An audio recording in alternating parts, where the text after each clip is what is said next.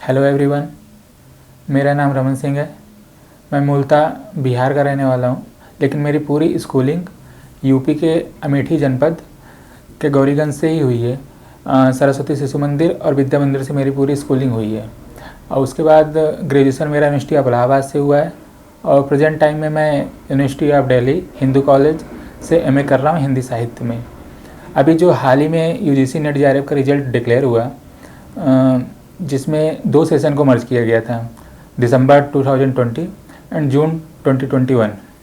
उसी के परीक्षा के परिणाम स्वरूप मेरा जेआरएफ में चयन हुआ है।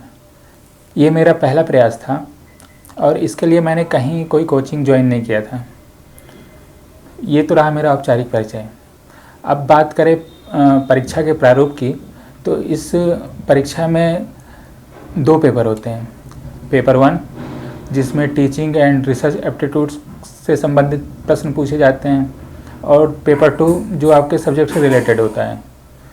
पेपर 1 100 अंकों का होता है, वहीं पेपर 2 200 अंकों का होता है। पूरा पेपर 300 अंकों का होता है।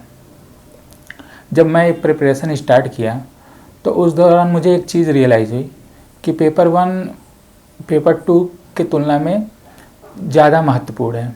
वो इसलिए, एक तो इसका 33% वेटेज है। ये तो एक, जब मैं प्रिपरेशन स्टार्ट किया तो उस समय मुझे रियलाइज़ हुआ कि पेपर 1 पेपर 2 की तुलना में काफ़ी ज़्यादा महत्वपूर्ण है। एक रीज़न तो ये था कि इसका 33% वेटेज है पूरे एग्ज़ाम में। दूसरा ये है कि जब मैं तैयारी कर रहा था तो कई सारे अपने समकक्ष मित्रों से मैंने बात किया, तो उसमें एक चीज़ कॉमन निकल करके आई कि पेपर 1 में सभी लोग समान रूप से डरे हुए हैं। तो उस वक्त मैं फिर डिसाइड किया कि पेपर 1 पे मुझे ज़्यादा समय देना चाहिए।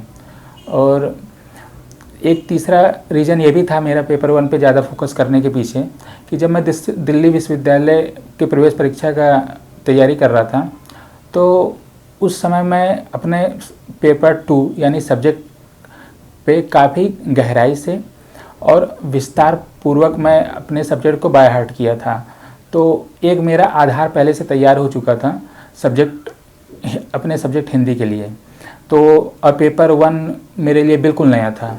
इससे पहले मैं पेपर 1 के बारे में कहीं भी थोड़ा भी नहीं पढ़ा था और नई चीज़ें मुझे हमेशा से आकर्षित करती हैं। तो इस वजह से भी मैं डिसाइड किया कि पेपर 1 पे ज़्यादा टाइम देना है। उप्स, इस रुकावट के लिए सॉरी, पर आपकी यूपीएससी की तैयारी में कोई बाधा ना आए, चाहे वो रिसोर्सेज की हो या सही गाइडेंस की। इसके लिए पिछले 5 साल से sleepy classes quality content provide कर रहा है अफोर्डेबल प्राइसेस पे। यूपीएससी कोचिंग में हमने एक भ्रम को तोड़ा है कि ओल्डेस्ट इज द बेस्ट या महंगा सबसे बेहतर है, और हमारी सैकड़ों सक्सेस स्टोरीज इस बात की गवाह हैं। तो आइए अपनी यूपीएससी की जर्नी शुरू कीजिए हमारे साथ। जुड़िए हमारे यूट्यूब चैनल पे और एनरोल कीजिए यूपीएससी 2022 और 23 के कोर्सेज के लिए हमारी ऐप पर। धन्यवाद। तो शुरुआत करते हैं पेपर 1 से ही। पेपर 1 में 50 क्वेश्चन पूछे जाते हैं, टोटल 100 अंकों के, और इसमें 10 टॉपिक होते हैं, जैसे कि environment, higher education system, ICT यानी इंफॉर्मेशन एंड कम्युनिकेशन टेक्नोलॉजी। तो इन 10 टॉपिक्स में से टोटल 50 क्वेश्चन पूछे जाते हैं। लेकिन इसकी एक ख़ास बात यह है कि जितने भी टॉपिक्स हैं इसमें काफ़ी सारे वेरिएशंस हैं। तो किसी एक सोर्स से पेपर 1 की पूरी तैयारी ठीक ढंग से कर पाना लगभग मुश्किल है। इसके लिए आपको मल्टीपल सोर्सेज की तरफ जाना ही पड़ेगा। तो जो मेरे सोर्सेज थे उनमें कुछ यूट्यूब से मैं वीडियो देखता था, जैसे कि भरत सर के क्लासेस के, और दूसरा मैं दृष्टि की एक किताब लिया था, और तीसरा प्रीवियस ईयर क्वेश्चन में सॉल्व करता रहता था। और पेपर 1 में ठीक ढंग से स्कोर करने के लिए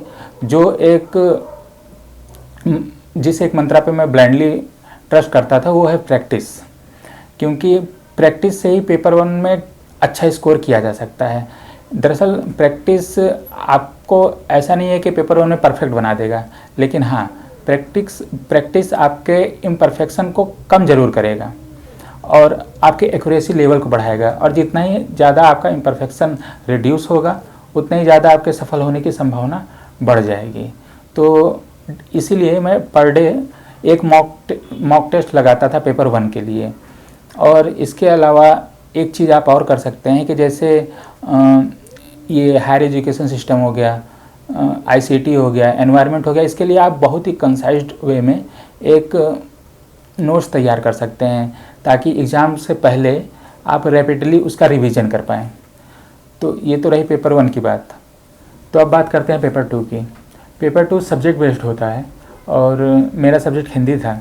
इसके लिए जो मेरी बुक लिस्ट थी उसमें दृष्टि पब्लिकेशन की एक किताब थी और उसके अलावा एक कॉमन किताब सरस्वती पांडे और गोविंद पांडे की थी। दरअसल मैं सरस्वती पांडे और गोविंद पांडे को कॉमन इसलिए बोल रहा हूँ क्योंकि यूजीसी नेट जेआरएफ में हेल्पफुल तो है ही, साथ ही साथ ये कई सारे विश्वविद्यालय प्रवेश परीक्षाओं में भी काफ़ी सहायक सिद्ध होती है। तो अगर मैं ये कहूँ कि यूजीसी नेट जेआरएफ की तैयारी के दौरान सरस्वती पांडे और गोविंद पांडे को पूरी तरीके से घोल कर पी जाएं तो इसमें कोई अतिशयोक्ति नहीं होगी, क्योंकि इसके एक एक पेज का एक एक अक्षर इम्पॉर्टेंट है, तो इसे तो छोड़ा नहीं जा सकता। और इसके अलावा रामचंद्र शुक्ल की हिंदी साहित्य का इतिहास, अगर आप बिगिनर्स हैं, अभी शुरुआत कर रहे हैं, तो आप हिंदी साहित्य का सरल इतिहास जो कि विश्वनाथ त्रिपाठी की है, आप वहाँ से शुरुआत कर सकते हैं। और इसके अलावा फिर डॉक्टर नामवर सिंह का कविता के नए प्रतिमान, आधुनिक साहित्य की प्रवृत्तियाँ, छायावाद और डॉक्टर रामस्वरूप चतुर्वेदी की हिंदी साहित्य और संवेदना का विकास, इन सबको अपने परीक्षा की तैयारी के दौरान अपनी तैयारी में शामिल करना चाहिए, क्योंकि इनसे डायरेक्ट प्रश्न पूछे जाते हैं। ये तो रही मेरी बुक लिस्ट। अब उसके बाद कुछ लोग पूछते हैं कि पेपर की तैयारी के दौरान नोट्स बनाने चाहिए या नहीं बनाने चाहिए। देखिए, नोट्स बनाने में मेरा खुद का काफ़ी ज़्यादा विश्वास रहता है। मैं खुद कई सारे नोट्स बनाते रहता हूँ, लेकिन यूजीसी नेट जेआरएफ की तैयारी के लिए मैंने कोई नोट्स नहीं बनाया था। बस मैं एक 30 पेज का शॉर्ट नोट्स बनाया था, जिसमें भारतीय काव्यशास्त्र, पाश्चात्य काव्यशास्त्र और कुछ कथन, उद्धरण और कहानी उपन्यासों के पात्रों के नाम मैं लिख लिया था, जिसको रोज़ मैं रात में सोने से पहले एक बार सरसरी निगाह से देख लेता था। दरअसल ये ऐसी चीज़ें हैं जिनको आप मल्टीपल टाइम्स अगर जब तक आप मगअप ना करें तब तक एग्ज़ाम हॉल में जाने के बाद इन सारी चीज़ों से रिलेटेड कन्फ्यूजन क्रिएट होगा ही होगा। तो कन्फ्यूजन क्रिएट ना हो इसलिए इसका मल्टीपल टाइम रिवीजन करना आवश्यक है। अब बात करते हैं एग्ज़ाम हॉल में क्वेश्चन कैसे हैंडल करना है। दरअसल एग्ज़ाम हॉल में टाइम मैनेजमेंट बहुत आवश्यक है। यूजीसी की परीक्षा एनटीए लेती है और कई सारे विश्वविद्यालय के एंट्रेंस एग्ज़ाम भी एनटीए ही लेती है, लेकिन दोनों में काफ़ी अंतर है। विश्वविद्यालय प्रवेश परीक्षा का जो एग्ज़ाम होता है उसमें समय काफ़ी ज़्यादा बच जाता है, लेकिन यूजीसी नेट जेआरएफ के एग्ज़ाम में समय कई बार देखा गया है कि कम पड़ जाता है, इस वजह से प्रश्न छूट जाते हैं। तो ये एग्ज़ाम काफ़ी अलग है यूजीसी नेट जेआरएफ की, तो इसके लिए आपको समय प्रबंधन तो करना ही पड़ेगा। दरअसल आपको एक गिवन टाइम में ही पेपर 1 और पेपर 2 दोनों सॉल्व करना रहता है। तो जो मेरा अप्रोच था, मैंने पेपर 2 से शुरुआत किया था और मेरा मानना था कि पेपर 2 पर मेरा कमांड ठीक ठाक था, तो मुझे लगा था कि मैं इसको जल्दी सॉल्व कर लूँगा और समय का एक बड़ा हिस्सा मैं बचा करके पेपर 1 के लिए रख लूँगा, क्योंकि पेपर 1 के लिए आपको समय काफ़ी देना ही पड़ेगा, क्योंकि उसमें डाटा इंटरप्रिटेशन से क्वेश्चन आते हैं, पैसेज से आते हैं और ये सारे टॉपिक काफ़ी ज़्यादा टाइम कंज्यूमिंग है। तो इसके लिए आपको इस समय बचाने से करके रखना ही पड़ेगा। ये तो मेरा अप्रोच रहा। आप समय प्रबंधन के लिए आप अपने अनुसार डिसाइड कर सकते हैं कि आपका कौन सा सेक्शन मजबूत है, कौन सा सेक्शन कमज़ोर है, तो उस हिसाब से आप डिसाइड कर सकते हैं। लेकिन हाँ, एक भी प्रश्न छोड़ना नहीं है, क्योंकि इसमें नेगेटिव मार्किंग्स नहीं है। तो आपको पूरे 150 के 150 क्वेश्चन अटैम्प्ट करने हैं और अगर छूटता भी है तो आप तुक्का लगा कर आ जाइए, लेकिन तुक्का ऐसे नहीं लगाना है कि जय माता दी, जय माता दी। तुक्का आपको एकदम संतुलित दिमाग से लगाना है। दरअसल तुक्का आपके पूर्व ज्ञान का संचित परिणाम होता है, जो कि आप एक अपने अंतः प्रज्ञा इंट्यूशन बेस्ड पर लगाते हैं। और आमतौर पे ऐसा देखा जाता है कि ऑप्शन पढ़ने के बाद जो ऑप्शन दिमाग में पहले क्लिक होता है 99% वही ऑप्शन सही होता है। तो आप तुक्का लगा कर आइए, चाहे कैसे भी करिए, लेकिन क्वेश्चन एक भी छोड़ कर नहीं आना है। अब आखिरी में एक बात और कहना चाहूँगा कि नेट जेआरएफ की परीक्षा खुद में काफ़ी टाइम टेकिंग है, पूरे 1 साल लग जाते हैं।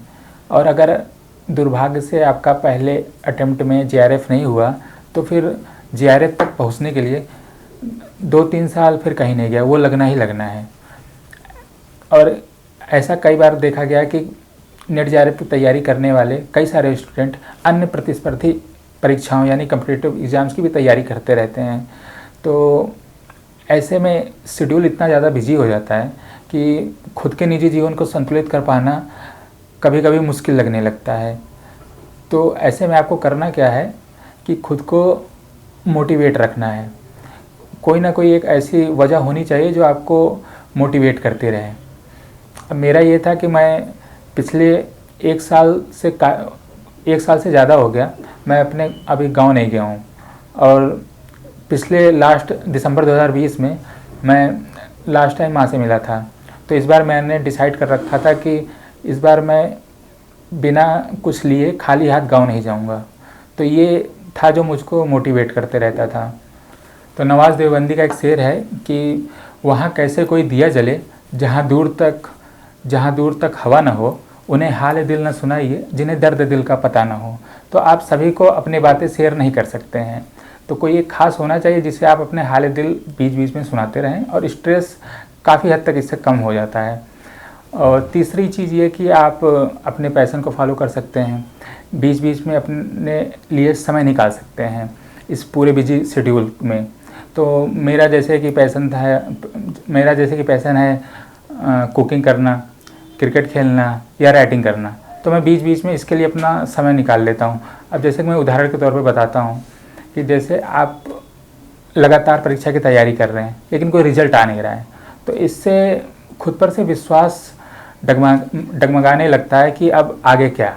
तो इस बीच में जैसे कि आप क्रिकेट खेलने गए, कोई मैच जीते, 2-3 मैच जीते, या लंबे लंबे हिट्स लगाए, बाउंड्रीज लगाई, तो इससे होता क्या है कि आदमी को अच्छा फील होता है। और तैयारी के दौरान हमें अपने आप को बीच बीच में अच्छा फील करवाते रहना चाहिए।